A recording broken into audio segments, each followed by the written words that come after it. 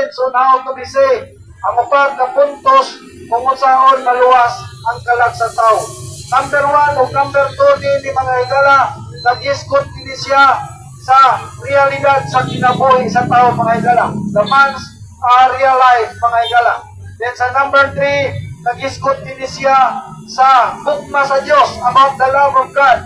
Then sa number 4, nag-iskot din siya about the gospel of salvation in Jesus Christ. Ang payong balita sa kaluwasan diya ni Kristo Jesus. Number 1, life is short. Ang kinabuhi kumura. The Bible says in James 4:14, whereas ye know not what shall be on the morrow, for what is your life? It is even a before that appeareth for a little time and then vanisheth away.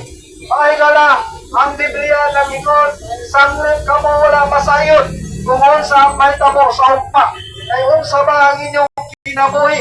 Sama sa inalis ng aso na nagapakita sa mubok ng panahon kung unya mahanaw lamang.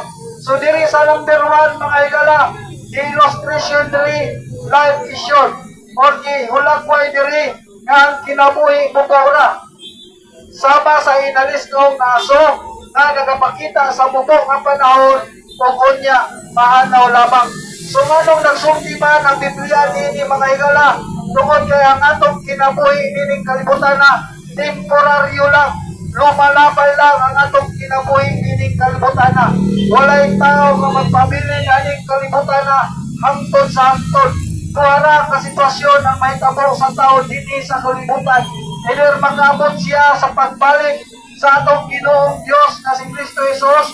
Kung dili siya makabot, sigurado kayo na kita mabalik sa abong. Kay gikan ta sa abong, mabalik ta sa abong.